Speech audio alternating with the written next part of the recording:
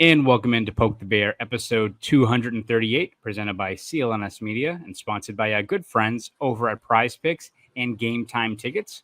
My name is Conor Ryan, and once again, we are joined by the esteemed, the knowledgeable Ty Anderson of 98.5 The Sports Hub. Ty, what's going on? What's up? How are we doing today? Doing pretty well. Doing pretty well. I think I speak for most people where I hope by the time this episode drops, the Celtics have obliterated the Dallas Mavericks.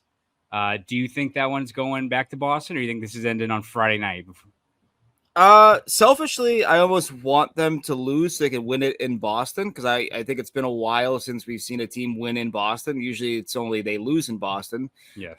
So that'd be nice, but I don't know. Like they've withstood a lot of what I consider to be Dallas's best push or their own worst level of play, right? Like they shot 29% from deep in game 2 and they still won.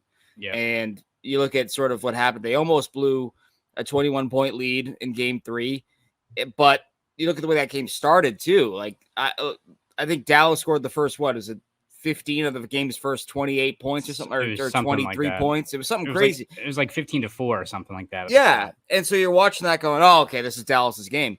But no, the Celtics have too many weapons. They're too deep. So I'd like to see them win it in Boston. However, I think it's going to end tonight, Friday night. I just think that Celtics have too many. There's just too much going right for them right now. You know, like I thought that game 3 was the moment where you really kind of like crap your pants a little bit. Like, Dallas wins that game. No Porzingis. Now it's a series, right? Mm-hmm. Didn't happen. So now it's like, all right, let's see. But it is weird though, Connor. Like, and I don't know if you're seeing this too. Like, people are like, oh, it's over. Like, people are already talking like, no point in playing the games. It's over. You know, pack it up, plan the parade. And that always makes me a little nervous just because I remember 2010, the Bruins and Flyers so vividly. I don't think the Celtics have the problems that that Bruins team had, obviously. But man, some of that pre-plan celebrating, it always stresses me out a little bit.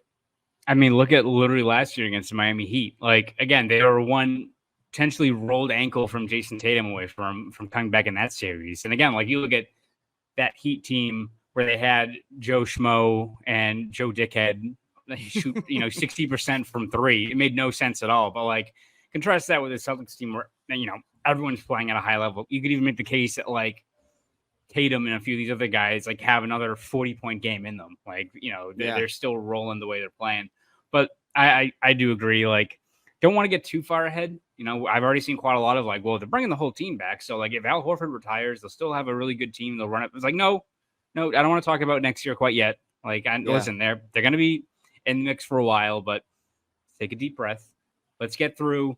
We all know what's going to actually happen is they're going to win. Jaylen Brown will get finals MVP and people are going to complain about Jason Tatum and they'll complain about the path yet again. And the national media will do whatever they can to drag down this team that has kicked everyone in the face on the road to this championship. But it is absolutely miserable how I think like the national media covers basketball, which again, I love basketball and it is so arduous. I just like to enjoy the game. Mm-hmm.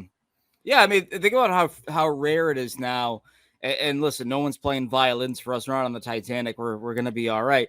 But like basketball is one of the final sports that I can truly just enjoy and not have to be like, oh, I got to be watching this thing for angles to write about. Like I can dip my toe into those waters if I want to, but like, it's not like not like how hockey, every time I watch a hockey game and I love hockey, but I'm watching games going, oh, I could write about this. I could write about that. Like basketball is one of my last salvations of just enjoying sports as a fan. Mm-hmm. And so I really enjoy that part of it for sure. But yeah, like to your point, like talking about the Miami Heat and what they were able to do, like I feel as if that the moment has been noticeably too big for guys like Derek Lively, guys like Daniel Gafford, even PJ Washington. I feel like it's kind of shrunken on the stage here. And so I think that's the biggest difference between, Miami coming in and popping you in the mouth versus Dallas right now. Like you get guys that look like the moment is too big for them. Right. Yeah. And that's what makes the Miami culture. Like I still see that Heat logo and I'm like, get that away from me. I don't like that. Like that's kind of that team for me. but it speaks to their culture, right? Like that culture and that ability for Pat Riley and Eric Spoelstra to find guys who can come in and play without intimidation, without fear, and make big shots and big moments. It's why they're dangerous. Right now, I haven't seen that from Dallas, and it can change on a dime, as we all know, but I think that's why Celtics fans and people like us feel so confident that it either ends in 4 or ends in 5, you know, just based on the way it's gone so far.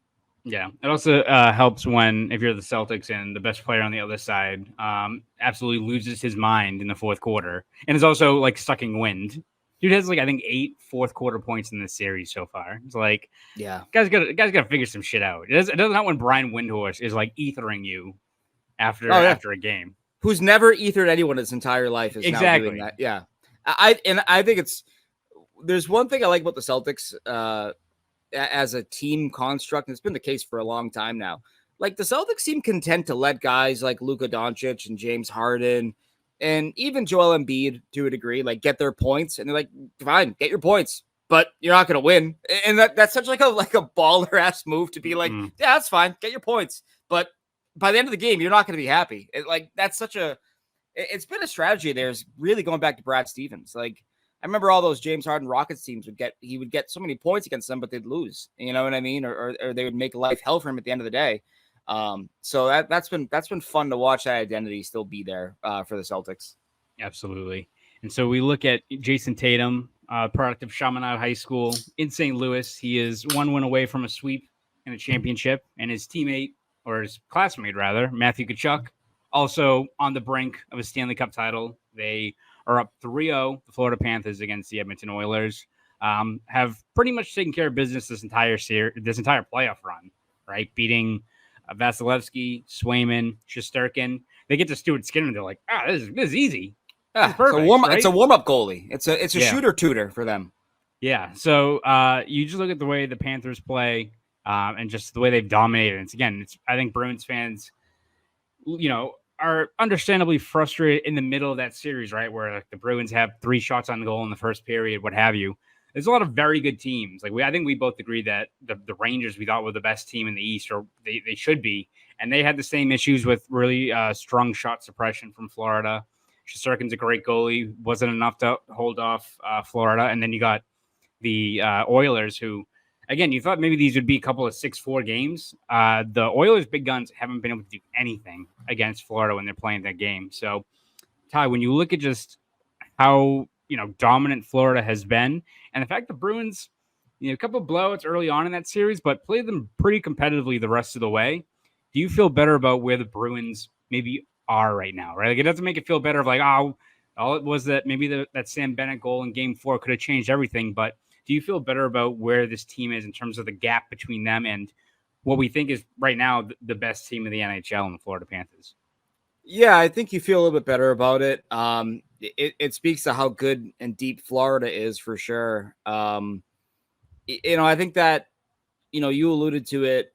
I think the way that series ended for the Bruins, I think it was 2-1, 2-1, 3-2. I think is how the final 3 games went, or some variation of that. And then you even look at the game 2 loss down in Florida. That's a 3-1 game through 2 periods, right? And then it falls apart on the Bruins in the third period. But they played them close. They played them tight. And so, I think what's been illuminating for me is watching the Panthers hem teams in their own zone for prolonged stretches in all 4 series, right? Like, this wasn't something that they did to just the Bruins and the Lightning. Like, they did to the Rangers, and they've done it to the Edmonton Oilers. And each team has its defensive downfall to a degree, but it's not the defense. It's what Florida does. And so I think that makes you feel a little bit better. But it kind of speaks to what you need, right? Like, you need a team that can match their intensity and a team that can match their poise and their know-how in certain moments. That's hard. Like, that's really hard to do it to find those kind of talents. And I thought it was interesting. I think Chris Johnston had this quote today, and I'm sorry if I'm attributing it to someone incorrectly, talking to Kyle Okposo, basically being like, being in the playoffs, it reminds you how many guys could be dogs in the playoffs, but haven't been given the chance because they're on bad teams. It's like, you got to identify those guys, right? Like that's a challenge for the Bruins and for every other team trying to close the gap on themselves in Florida right now. Because you look at Florida, look at the way they've built their roster with Ekman Larson, with Nico Mikkola, with Kyle Okposo, Nick Cousins, Evan Rodriguez. Like you look at Kevin Stenlund is a guy who kind of seemingly came out of nowhere. Like you knew he was good, but you didn't think he was this good, right? Like in terms of being a PK guy and what he can do for your team. I think that Bill Zito, I almost said Barry Zito, has done a great job. That would be sick. Just he drops that 12-6 curveball when he drops the puck. He's sick. Notably omitted from Moneyball. It's like, oh, this is bum ass team we had. Did they not mention Miguel Tejada either? Miguel Tejada. I don't think they mentioned Tim Hudson. I don't think they mentioned Mark Mulder. It's fine. David Justice single-handedly had a 49 WAR that year. People forget. And I think Tejada was on the cover of like MLB baseball next year. he won MVP. It's fine. It wouldn't help with the story. It's fine. Yeah, we won't slander money. We won't slander Moneyball here. There's a story my friend always tells about Miguel Tejada coming to Fenway, and he was walking through the visitors' fence or whatever, the parking lot, and there was just a man wearing like a big straw hat and like a baby blue like button up, and Miguel Tejada was like, "That man is my father. Let him in." And everyone was like, "What?" Like nobody believed him that it was Miguel Tejada's father, but it was. He was wearing like a big straw hat, like the middle of Boston, middle of summer. It's like when you first get a character in like Saints Row, and you start like just going into like the clothing store and just giving the most absurd thing ever. It's like I'm going for the Tejada senior look. Yes, exactly. No, but Zito has done a great job of building this roster and finding guys that fit their identity, fit their mold, and are just relentless competitors. And like they're a team built for playoff hockey. Like we've seen it now 2 years in a row that no moment feels too big for them. And they've done a great job of building a team that, is ready for that. And I think that's what's been most impressive to me, to be honest with you, is that, you sort of look at last year and you have Mark Stahl and you have Radko Gudas and you're like, yeah, those guys been around forever. They know what it takes. They know how to play the playoffs. But then you lose those guys and your defense and your bottom six, like they're still as tenacious and as annoying and, ready for the moment as ever. Like that's impressive. Their scouting team does a great job of identifying those kind of players. And so that's a challenge for everybody, and it's not going to get easy, but that's the work cut out for the Bruins and for everybody else trying to bridge that gap between themselves and Florida right now. Yeah. I think you hit, a good point there in terms of like the identity is what teams have to look for. Because listen, like no one's going to get the top line talent that like Florida just has littered across their lineup, right? Like between Barkov, who has been absurd this entire run, like a franchise two-way monster like that, Chuck, all these players, even like Bennett, this guy who again was a high draft pick, but like has transformed himself into a heat-seeking missile with Florida in the playoffs. Like he's just one of those guys that every time he's out there, you notice him. He's a pain in the ass to play against, impacts the game beyond just on the score sheet. Like the amount of talent they have, like just look at it's Barkov, Bennett, and then Anton Lundell who cooked you in that second round series. Like those are your top three centermen as well. So the talent, like it's tough to bridge the gap there, but if you're able to get some of that identity and you look at just what Florida does in terms of how aggressive they are in the forecheck, how many puck battles they win, right? Like it's something we noticed like throughout the playoff run for the Bruins. And when they had their best stretches against Florida, it's when it's doing the simple things. It's winning a puck battles, extending ozone time. When the ice shrinks so much in the playoffs, that's kind of what you have to do. It may not be pretty, it may not look all that great, but those are kind of the details you have to adhere to. And the Bruins have some of those players. And again, like they made it competitive against this Florida team for as a whole. Like, I kind of forget just how lopsided the scores were in the Rangers series, but like Bruins are right there in terms of, really making things difficult for the Florida Panthers in that series. It's just need a little bit more. And I guess if you're a Bruins fan, the one thing that probably makes you feel better is that you do have a great opportunity this year to add to this team that already, gave them a little bit of trouble. It's all about, again, what you add, what you sign, what you trade for. But like you're in a good spot to hopefully, retool a little bit and put yourself in a spot to better match the team that I think every single NHL team is going to be looking at and trying to follow that blueprint this upcoming offseason. Yeah, and I think the biggest thing for a team like Florida, and the biggest thing that the Bruins may lack right now, is a guy like Gustav Forsling, who is just a defensive menace, an absolute monster, the way he shuts down plays and can also create plays at the other end. And like I think what's been impressive is that I don't think that Aaron Ekblad is as good as he was at his peak anymore. I think even Brandon Montour is taking a step back offensively. Even the guys that aren't as productive offensively, they're finding ways to impact the game. And I think that's kind of what you're lacking with the Bruins right now, is that it feels like some of your defensemen, when the offense isn't there, the rest of the game doesn't follow suit. And so they can talk it, but we got to see it, right? You kind of saw it with Charlie McAvoy, but I got to see it from Hampus Lindholm too. I got to see it from Brandon Carlo, who I thought was your best player in the playoffs. I'm not going to lie. So I'm not going to get on him too much, but you got guys that when their A game isn't going, they got to find a way to make an impact in the B and the C area, right? And so that's what made Florida, in my opinion, so good, is that, guys that you look at and say, he should be scoring more, he should be leading the power play more. If they're not, they're still finding ways to be productive and to make life hell on the opposition. Yeah, it's going to be a tough test for the Bruins and anyone to really kind of fully follow that mold that Florida has. But again, Bruins do have the opportunity to add a few pieces and maybe augment a little bit of what they're trying to build, especially up front. So we will see how that all kind of plays out. Ty, we're going to go and focus in a little bit more on some actual tangible Bruins news. This isn't going to be an entire speculation heavy podcast. Go to the actual nitty gritty news right now. But before we do that, take a quick break here from our good friends over at Prize Picks. The finals are right around the corner, and it's time for you to get in on the playoff action and win up to 100 times your cash on Prize Picks, as you and the world's best players take the game to a new level with the title on the line.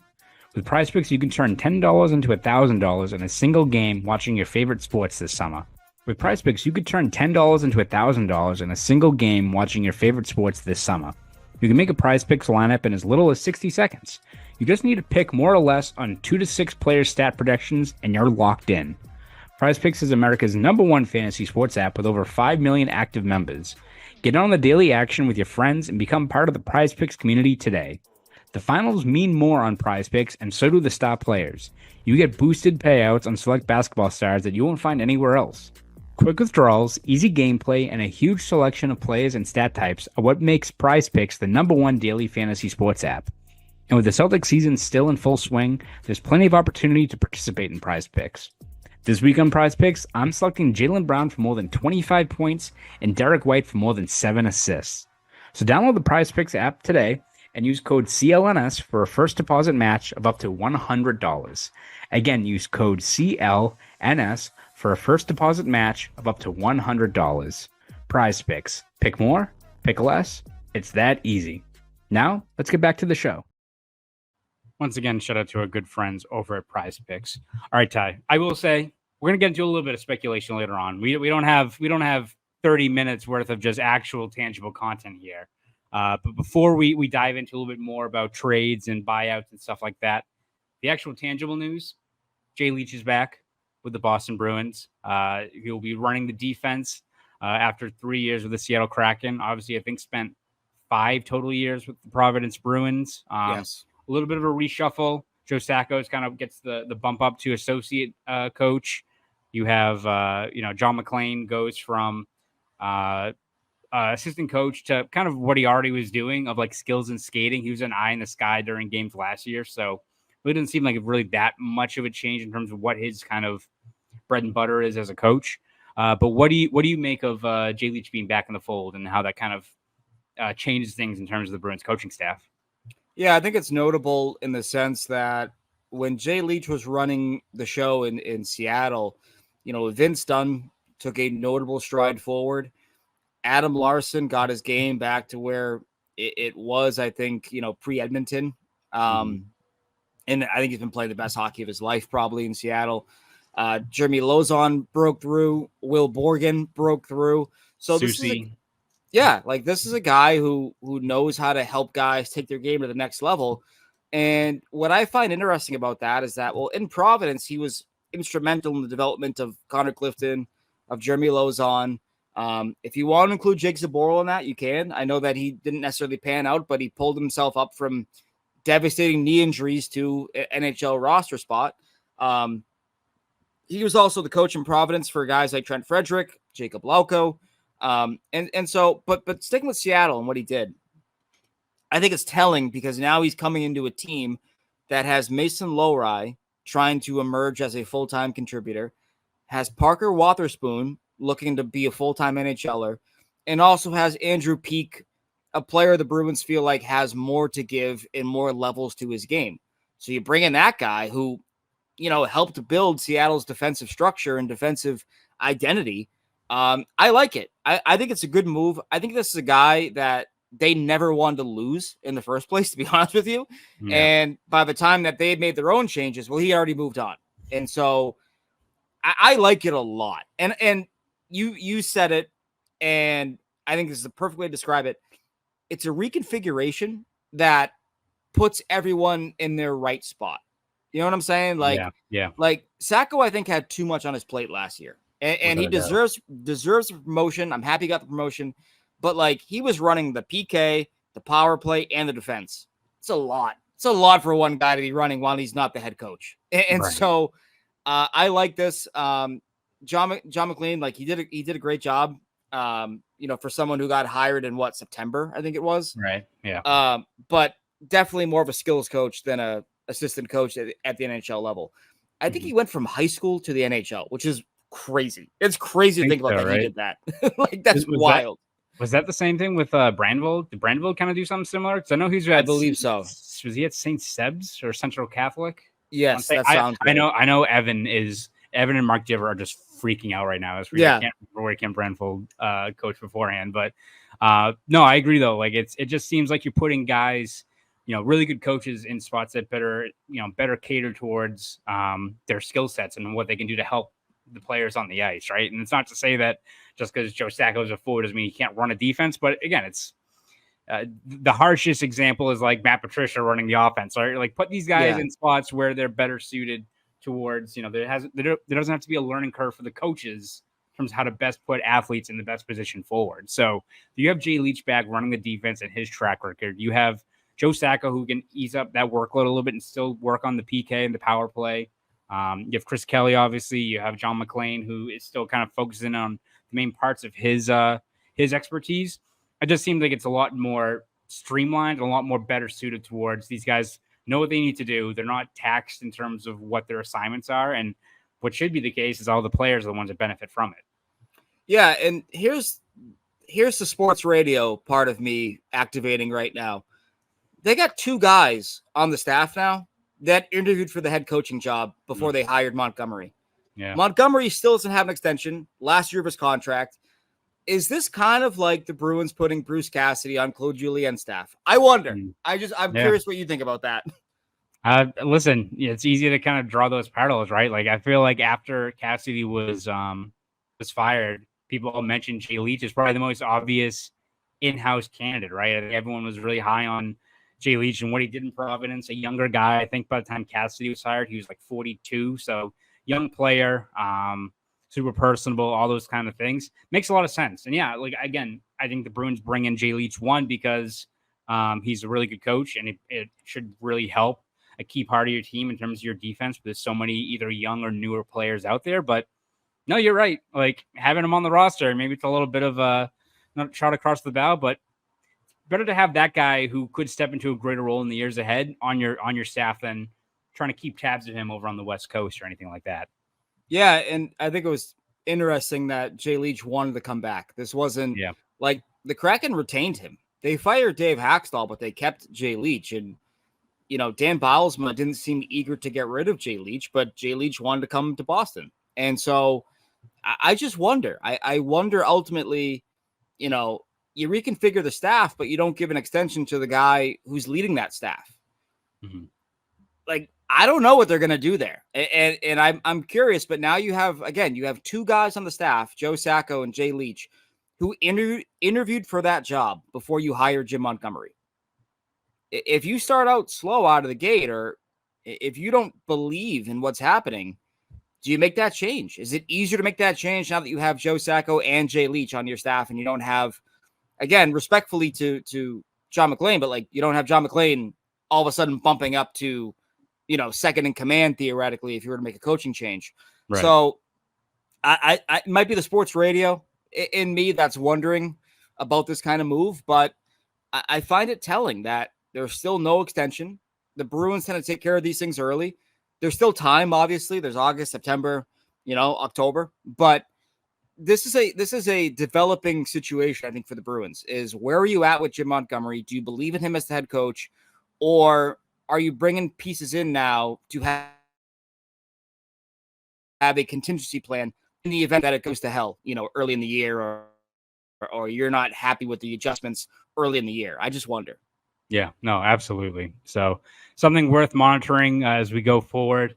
Another thing, we'll now pivot to the actual speculation, the fun part with no substance, but it's fun to shoot the shit about. Ty, the Ottawa Senators are obsessed with trading valuable assets to get a goalie. I don't know if you saw an Ottawa Senators executive mention that the number 7 overall pick would be in play for the right piece, especially a goaltender. So when you look at the fact we've already gone through, what is it? We've gone through the Marty Necas rumors. We've gone through that insane Jacob Chikrin rumor with the Senators. We've gone through the fact the Devils are potentially open for business with their number 10 pick. Ottawa now at number 7. And I'll once again note that I don't think Ottawa is a realistic target if the Bruins are moving Ullmark, because I don't know why the hell he would want to go there.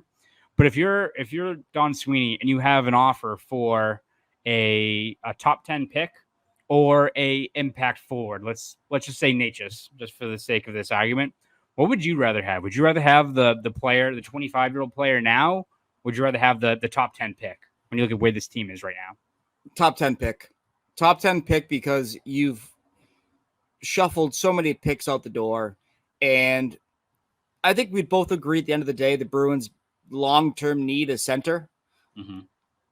If you are constantly trying to get that center through trades or free agency, you're getting that player typically on the downslope, right? Like you're going to get 3 or 4 good years, and then you're going to have 4 kind of meh years. I think the best and only way to get a true number 1 center outside of one strong arming their way to your city, hey, Matty Beniers, you want to come home? Come on home, baby. Yeah. But the only way to get those guys outside of that kind of situation is draft and develop. And so I think that's how you would get that player. And so I think where the Bruins are now and where those picks tend to be, whether it's Ottawa's number 7 or New Jersey's number 10, you're going to get a player that's going to be NHL ready in a couple of years, right? Barring something just downright terrible, he's going to be here in a couple of years. So I like that avenue a bit better than trying to acquire that guy, because I think a guy like, Elias Lindholm, he's what, 29? 29, yeah. You're going to get 3 good years, maybe 4. But then it's like, okay, does he age more like Krejci or does he age more like Bergeron? Where right. You're noticing some slippage, the injuries are mounting up, and what happens. So I think getting that pick is the way to go, personally. Yeah, no, I was on the fence in terms of which one I thought was a better option, but the more I kind of think about it, yes, you run the risk of a guy being a bust, but you also run the risk, as you said, of signing a guy or holding out hope of a guy being available, and it all falls on your face, right? Like, it's whether it's signing a player like Lindholm, who, as you said, could be good in 2 or 3 years, and then all of a sudden they're a really good 3C, which is not what you're signing a guy for $7.5-8 million for, or just holding out hope for the chance of a guy like Draisaitl being available, which again, like, that's just not a right way to. It's fun to talk about, it's fun to think about, but it's not a realistic way of building your team and just holding out hope for this white whale to be out there. So if you're the Bruins and you're trying to find cost-controlled elite talent, like, your best avenue is finding one of the what should be many blue chip centers that should be there between picks 5 and 12. You look at like the draft, it's Celebrini, and then it's a lot of like defensemen and wings pretty high up, and then like it does seem like every mock draft I've seen, it's been a drastically different order, but like Barclay Catton and Lindstrom and Jerome McGinley's son, there's like a lot of guys down there who have some high end skill. And you could, if you end up with the 7th pick or the 10th pick, you can take your pick. Do you want the high end 6-foot centerman who racked up, numbers in the WHL? Do you want the 6'4", more physical center who, projects more as a two-way guy? Whichever one you pick, it automatically gives you a blue chip prospect that, as you said, all goes well.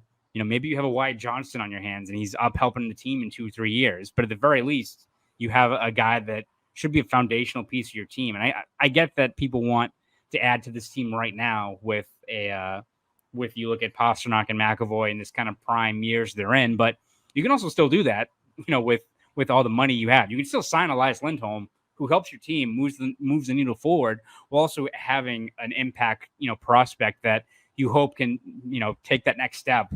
And if you're a Bruins fan and you're focusing in on, we don't need, we shouldn't spend the money on Lindholm. We don't need a 60-point centerman. We need an 85-point guy. Those guys don't hit the market. They do not. Right. You got to find them in the draft. Right. And I think it's important to note where that first round pick is coming. Like if you're telling me that you can get a pick that high, well, that changes the game because your odds of drafting a full-on bust around there are pretty low. Like, right. They may not be a player that is the franchise-altering player, but you're going to get a player. Like, if I were to rewind it back the last, let's just say the last 5 or 6 drafts, right? Like, in between that 5 and 10 range, that 5 and 12 range, you got Cole Perfetti, you got Marco Rossi. You also have guys like Dylan Cousins. I think Tyson Jost, was a top 10. I want to say, I think he was like 9 or 10 around there. So you see both sides of it, right? Alex Nylander, I think, was top 10 as well one year. So you see both sides of it, right? Like, it can go really bad and go really well. But I just think that's your actual pathway to finding a top line center. You can find one in the now, sure, on UFA and or a trade and hope they're good for 5 or 6 years. But if you're trying to find that next Bergeron, that next Krejci, you're going to find them at the top of the draft. You're going to find them with high-end draft capital. And I know I just named 2 players who were both second-round picks, so that blows up in my face, I know. But we just talked about the Panthers, right? Barkov was I think second overall. Second, yeah. Sam Bennett was 4th overall, 4th. Right? Anton Lundell, I think, was 11th or 12th overall. Yes. He was a high draft pick too. So if you get Anton Lundell, I'm happy. You know what I'm saying? And so that's kind of where the Bruins are right now as an organization. And I think that it's important to note too, with McAvoy and Pastrnak, yeah, you want to win another cup for Marchand, but with Swayman, McAvoy, Pastrnak, your window is quite extensive in my opinion. Yeah, absolutely. So we'll see. It's gonna really suck, Ty, when we get to the draft and Allmark's traded for a second round pick. Which again, I will say, the most important thing is freeing up that cap space, carving out a spot for Swayman, and all those things. But it does feel like we all went into this offseason being what's the market going to be? I don't know. And then if it ends up being a second round pick, I feel like we're all going to be disappointed. When again, the biggest, plus is, freeing up that cap space and just giving yourself more flexibility. But I digress there. The worst would be if they get that top 10 pick and they draft Elias Anderson or Tyler Boucher. You're no! God. Yeah, exactly. That is the one. Or it's they draft someone who all the projections have it a guy in the second round, which again, they have Mason Lohrei. We can look at Senishin. We can look at those things. They also did Mason Lohrei, which is kind of off the board as well. But we will see. I would enjoy a nice draft breakdown, a nice draft scouting preview going into first time in a while, which we would actually have one of those. It would be a lot of fun. So we'll see how that all plays out. We'll take another quick break before we wrap things up and hear from our good friends over at Game Time Tickets. Quick break to tell you about my good friends over at Game Time. I am very excited about the NBA playoffs, and what's awesome is here in Boston, Celtics fans make TD Garden the best atmosphere for a playoff game. Game Time is an authorized ticket marketplace of the NBA, which makes playoff tickets even faster and easier. Prices on the Game Time app actually go down the closer it gets to the tip-off. With killer last-minute deals, all-in prices, views from your seat, and their lowest price guarantee, Game Time takes the guesswork out of buying NBA tickets. Maybe it's the NBA playoffs, or it's the MLB regular season. Once the Celtics wrap up, which hopefully ends with a championship, Fenway Park is a great place to spend a summer day or night. Going from TD Garden playoffs to chill, exciting nights at Fenway Park is one of the best times of the year. With Game Time, there's last-minute deals. Save up to 60% off buying last minute for sports, concerts, comedy, theater, and there's flash deals. Save even more with exclusive in-app deals on select seats ahead of the game or event. And there are zone deals. Save even more when you choose a section and let Game Time choose the seats. Take the guesswork out of buying NBA tickets with Game Time. So, download the Game Time app, create an account, and use code CLNS for $20 off your first purchase. Terms apply. Again, create an account and redeem code CLNS for $20 off. Download Game Time today. Last minute tickets, lowest price, guaranteed. Now, back to the show. Once again, shout out to our good friends over at Game Time Tickets. All right, Ty, I was just perusing Cap Friendly, which we will talk about in a minute. But I was looking at Torey Krug's contract because he has 3 years left on his deal with the St. Louis Blues at $6.5 million. And I believe it was Frank Saravalli who I think the start of every offseason goes through trade targets, top 50 free agents, and looks at buyout candidates as well, and mentions Krug as a possible option there. You look at, I think the Blues tried to trade Krug earlier on this year. He waived his no trade movement clause, which halted that. But it does seem like when you look at what the Blues are, how far away they probably are from contending, where Krug in that contract is, it does make sense that he could be a potential buyout candidate, which I ask you, if he hits the market, should the Bruins come knocking, or what do you think they should do with a guy like Krug if he is available out there? Yeah. Let me say this. I love Torey Krug. Torey Krug, I must admit to you, is the closest thing that I've ever had to a friend while covering the team that I was covering. He sent me really thoughtful notes on occasion. We would talk all the time. I'm a no. I'm a no. It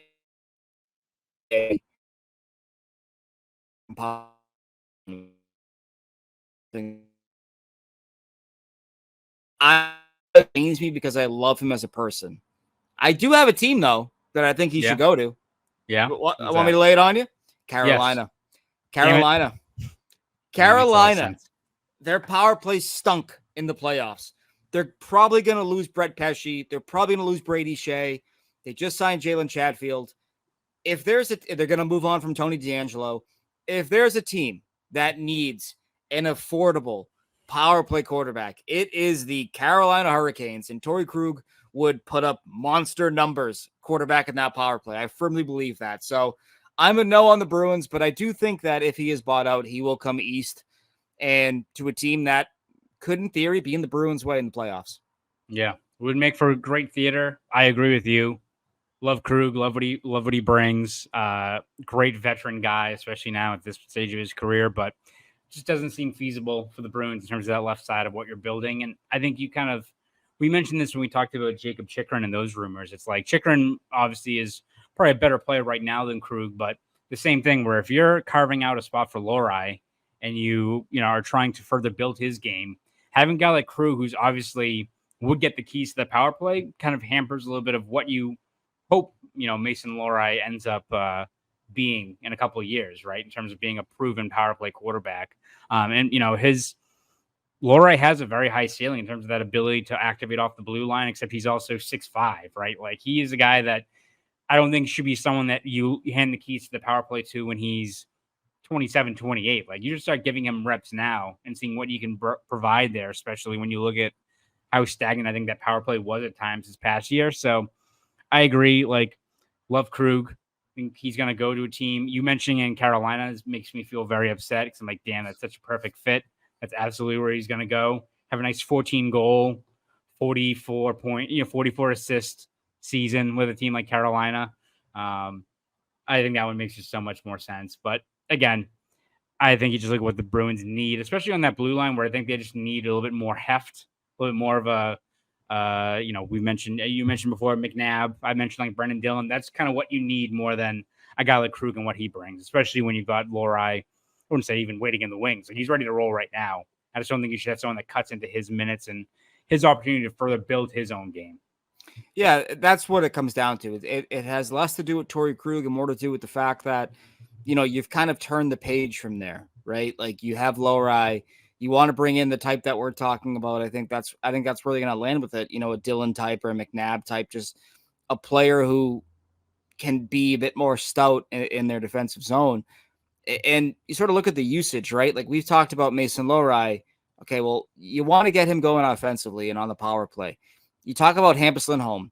I think we both agree that you can't utilize him the way you utilized him a year ago, where he was having 79% of his shifts or whatever in the D zone. Like you got to get him some more offensive reps, because when he's touching the puck more, he's more confident. And when he's more confident, he plays better. So I think you need almost a defensive specialist for that third left shot D. And obviously that's not Torey Krug. And so I love him. I just don't think it fits what they're trying to do right now and moving forward. Absolutely. Yeah, we will see. Again, first of all, he has to get bought out, so we'll see what happens there. But it doesn't seem like the right fit here in Boston for Krug in a second go around here with the Bruins. Ty, before we wrap this up, I mentioned cap friendly, and I felt very sad looking up Torey Krug's contract, because I feel like who knows the next time I'll be able to use that website, because the Washington Capitals bought it. And the NHL is probably doing somersaults with the fact that we no longer will have contracts and cap hits and all that stuff available.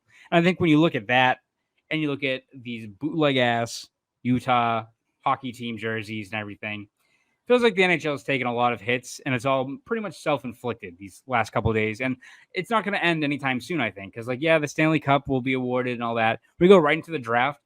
For a fact when they go to the Sphere in Las Vegas, that they're gonna fuck up the resolution of the video, and it's gonna be it's gonna be like Michael Scott's plasma screen TV. It's not gonna fill the whole screen on the Sphere. They're gonna mess it up.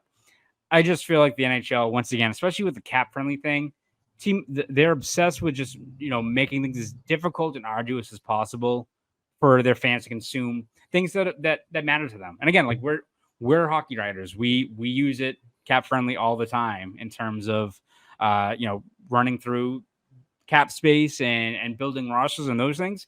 It's not just us. A lot of very invested, dedicated hockey fans love crunching the numbers and things like that. You're going to take it away because the owners don't want to see who's spending and not. You don't want the Arizona Coyotes and that jabroni owner to get called out in a couple of years when he's not spending, right? I don't know. It's just frustrating that, for a league that wonders and hops and moans on the fact that they're the fourth team that gets picked fourth in gym class, and so you do stupid shit like this that make it harder for your actual fans to enjoy the content out there. Right. And it flies directly in the face of what they market the game around. Their own network, the NHL network, every July 1 has a free agent frenzy show that goes 8 hours.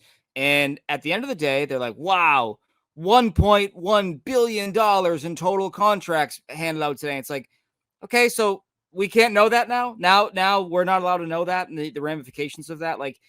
Players, I understand players might not love the fact that everyone knows how much money they're making and when their money gets paid out. But it's part of the game. If you want a hard cap, your people got to be in the know in terms of the money being spent, the LTIR. When it's directly impacting the product, the fans have a right to know, because this is the way that you have made the rules of the game. You're complaining about the game that you've built, and that's okay, why does that bother you? And that's what bothers me about it. And again, you can't market your league around the trade deadline specials, the free agency frenzy specials, and then be like, no, you don't deserve to know what that information is. No, we do actually, because you've made us like that. You've made us like transactions and knowing about what teams can and can't add at the deadline. The idea, and I know Bettman has said this before, he said that the fans don't really care about that. Could not be more incorrect. You could not be more incorrect that fans don't care about transactions and rumors and the cap logistics. They care. They want to know. They want to know why they can't go out and acquire, a Matthew Tkachuk or Brady Tkachuk or Connor McDavid. They want to know why their team can't do that. And you're going to make that a mystery? No, piss off. It's public information at this point. And the fact that they took that toothpaste out of the tube You can't put it back in now. This is what you signed up for. This is part of being a actual legitimate sports league. Think about European soccer. When you get those transfer portals and those transfer windows and you're finding out how much money these guys are going for, like, it's a part of the game.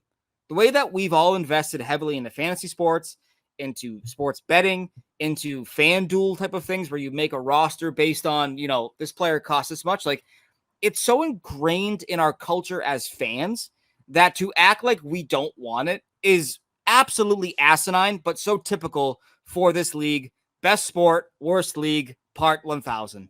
Yeah. Now, that's the thing is I guarantee you Bettman will talk about it and be like, well, we'll let the product on the ice speak for what fans really care about. I agree. You know what? I think it is the best sport. I love watching it every single day.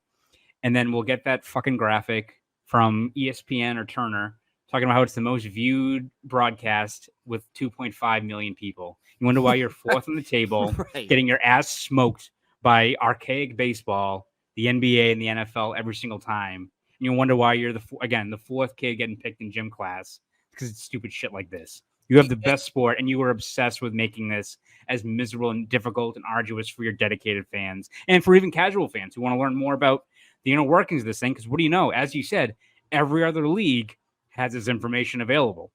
Yes. Yeah, and even if it's not necessarily internal, like, I've never heard the NFL complain about over the cap. I've never heard baseball or basketball complain about what's that one, Spot Track or whatever. Sport Track, yeah. Yeah, I've never heard them complain about that. And so it's just dumb. And you keep saying fourth. Would you be surprised if the WNBA overtakes it soon? Because I wouldn't. The way that the WNBA is covered, the way that, when you have Caitlin Clark and Angel Reese and some other incredible young talent coming in and you're seeing it, it's on ESPN. Like, it's getting a lot of play. Mm-hmm. Like, Gary, buddy, you got to get with the times, dude. It's not 9.95 anymore. You got to get with it and stop. Like, you got to embrace the things that maybe make you at your core a little uncomfortable, but understand they're better for your league. Transactions are a huge part of coverage. I can tell you this, that as somebody who writes about the sport for a living and has access to page views and metrics and all that, whenever we write about transactions, it's our number one page view getter that day.